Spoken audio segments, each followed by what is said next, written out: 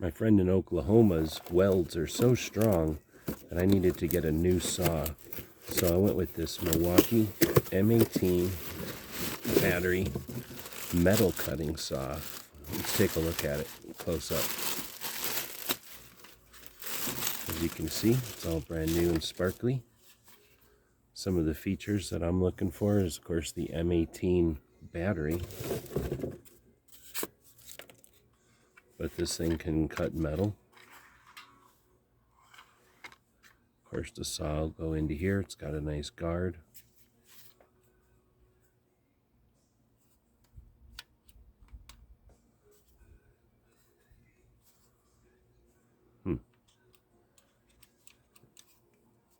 Looks like I need to learn some of the tricks on this one.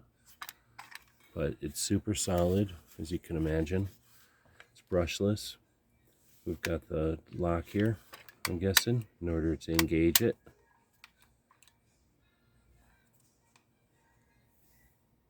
Fits all the M18 batteries, and it can do saws up to 5 7/8, or saw blades up to 5 7/8.